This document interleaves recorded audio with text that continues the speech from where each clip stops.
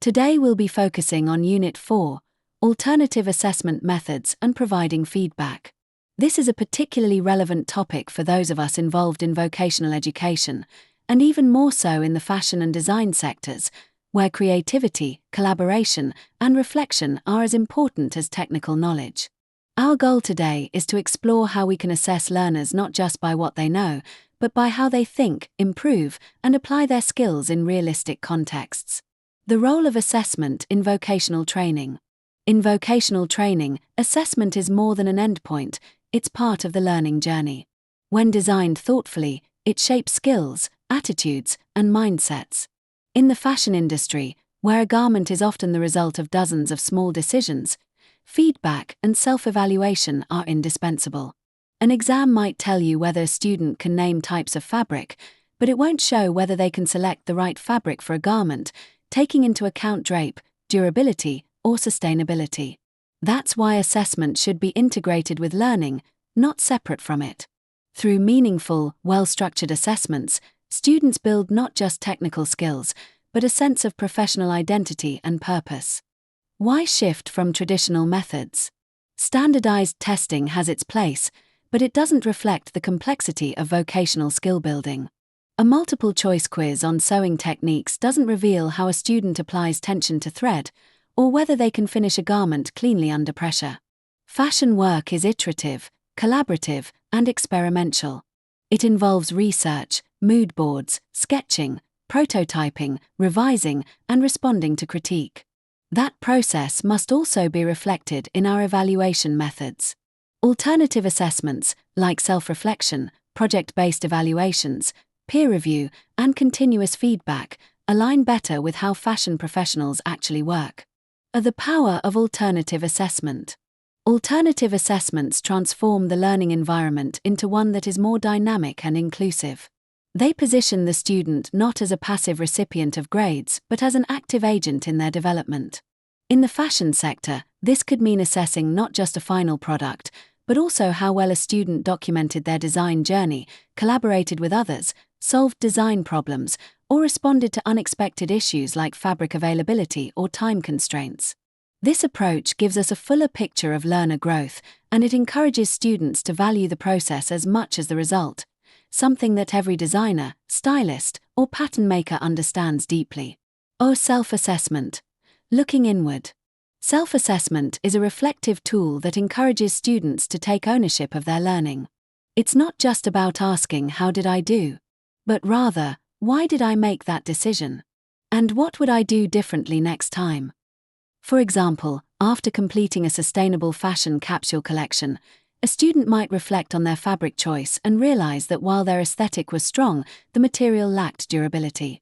This self-awareness is crucial in the fashion industry, where clients expect justification for every creative choice. Using online tools like Google Forms or reflective journals on Moodle, we can help students internalize these habits of self-analysis, habits that will follow them into their professional careers. Or peer assessment. Learning together.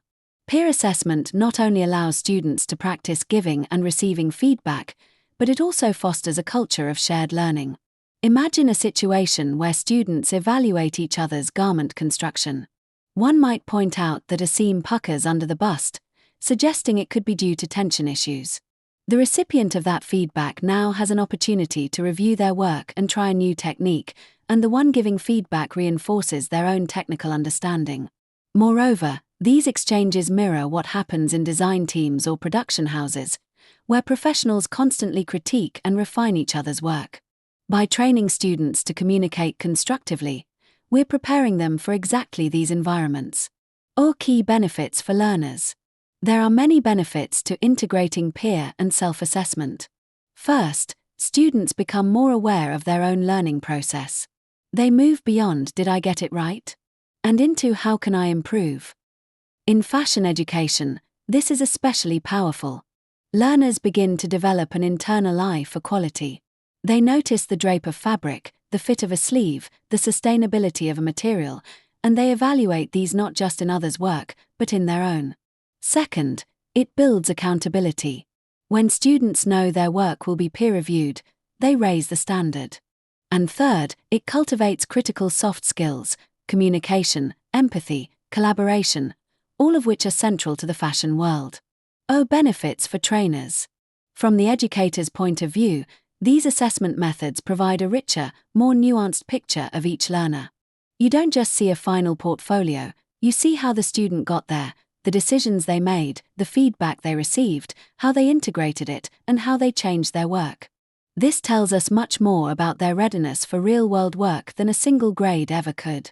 It also creates a learning culture where students feel empowered and included, and where we, as trainers, can intervene more precisely and effectively when support is needed. Designing effective assessments.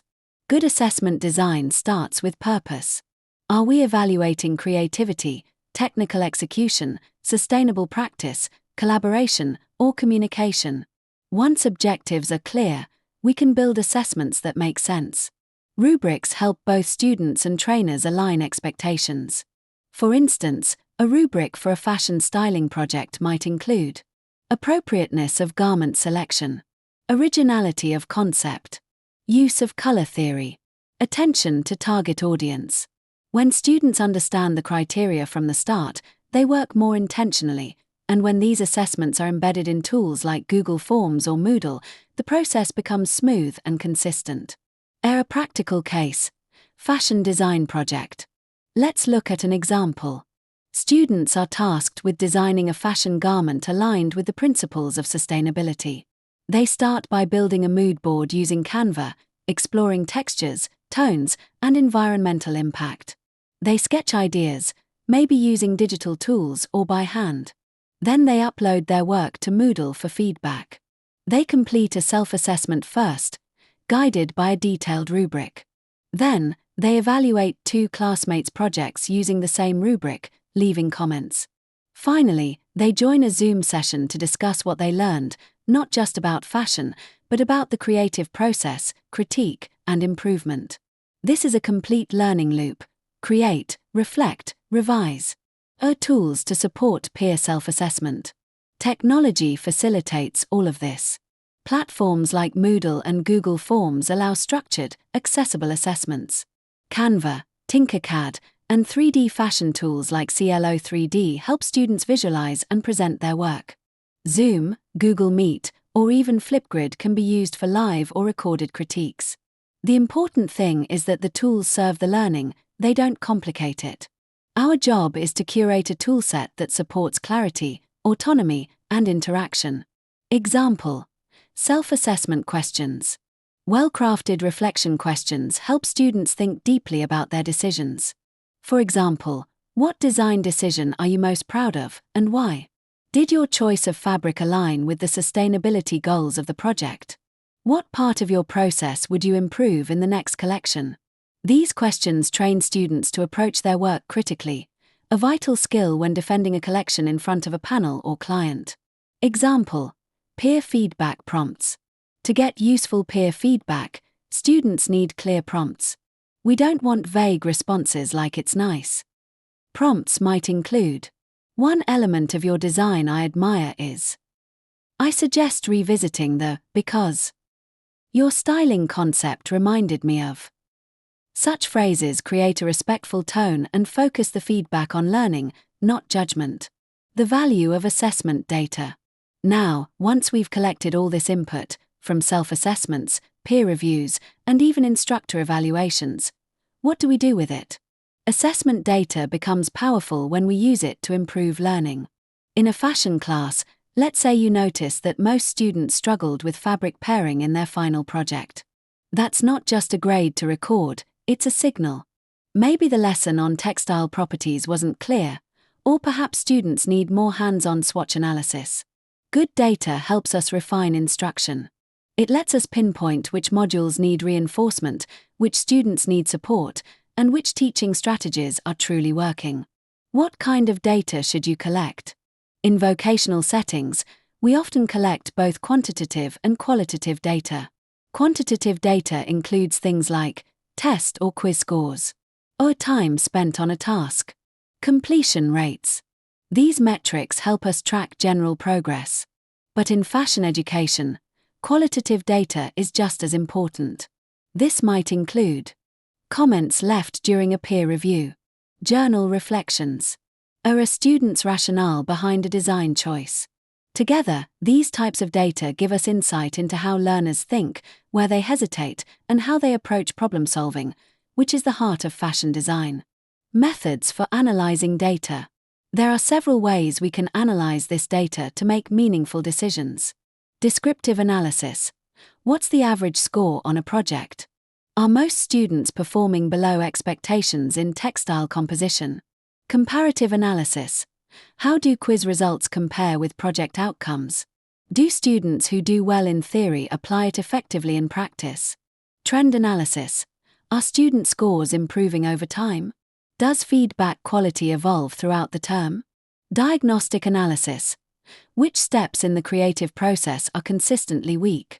Maybe students struggle during the sourcing phase, indicating the need for stronger materials training. Visual analysis. LMS dashboards or custom charts can help visualize data.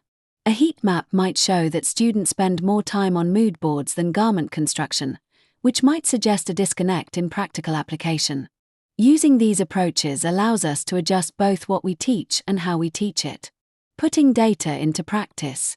Collecting data is only half the job, the other half is translating that into action. In the fashion classroom, this could look like creating targeted remedial lessons on textile properties if students are choosing poor fabrics. Offering optional workshops on sketching techniques if many designs lack structure. Assigning personalized tasks to help weaker students catch up. For example, if your cohort scores low on garment finishing skills, you might introduce a peer video tutorial session or one-on-one sewing clinics. The data becomes a mirror, not just reflecting weaknesses, but showing us exactly where to focus our energy. What makes feedback constructive? Feedback is at the core of learning. But not all feedback is created equal. In vocational training, and especially in creative fields like fashion, feedback needs to be specific. The stitching is uneven around the neckline is more helpful than needs improvement. Timely. Waiting 3 weeks to comment on a draft is a missed opportunity. Balanced. Highlight what went well alongside what needs work. Respectful. Creativity is personal. We must nurture, not discourage. Actionable.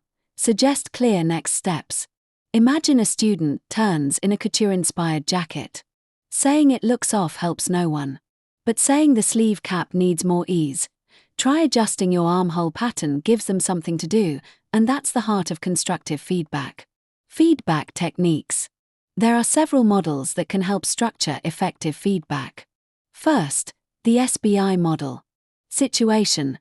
In your draping project. Behavior. You used a stiff fabric for a fluid design. Impact. This limited the movement and contradicted your concept of lightness. Second, the feedback sandwich. Positive opening. Constructive critique. Encouraging close. For example, your styling concept is innovative and well-targeted. The silhouette, however, could be simplified to enhance wearability. That said, your fabric choice shows excellent sustainability awareness. And finally, focus on the process, not just the result. In fashion, learning how to build a collection is as important as the collection itself. Praise the effort, the development, the reflection. Online feedback channels. In online environments, feedback delivery becomes even more strategic. Written feedback, best for clarity and record keeping. Structure it with bullet points or sections, e.g. strengths, areas for improvement, suggestions. Audio or video feedback adds warmth and tone. Especially helpful in fashion critique, where nuances matter. A 2-minute video walking through a sketchbook can be far more engaging than a long written comment. Or peer feedback. Use structured rubrics and sentence starters to ensure quality. In fashion, peers might comment on color harmony, styling choices, or sustainability. All areas where personal taste meets professional standards. Empower learners through feedback. One of the most powerful outcomes of alternative assessment is learner empowerment. When students assess themselves, review their peers' work, and respond to feedback, they begin to take control of their own learning journey. They become active participants, not passive recipients. In fashion training, this is essential. Designers must be able to critique their own portfolio, justify their decisions, and continuously evolve their voice. By embedding these habits into assessment, we're not just training students, we're preparing professionals. Conclusion: evolving the way we assess. Let me leave you with this thought: assessment is not the end of learning, it's part of it. Especially in vocational fields like fashion, how we assess determines what students learn, how they grow, and who they become. By integrating peer and self-assessment, analysing learning data, and offering timely, meaningful feedback, we create more inclusive, reflective, and resilient learning environments. These practices develop more than skills, they shape habits of mind. They prepare students not just to pass exams, but to navigate studios, client meetings, production schedules, and creative crises with confidence. Let's not assess only what students know. Let's assess how they reflect, collaborate, and create. That's what turns learners into professionals. Thank you for your attention and engagement so far. We've now reached the end of the course, and this was our final module. We hope you enjoyed the journey, discovered new tools, and gained useful with SUST3DFASHION. Best of luck in your future projects, and thanks again for being part of this learning experience.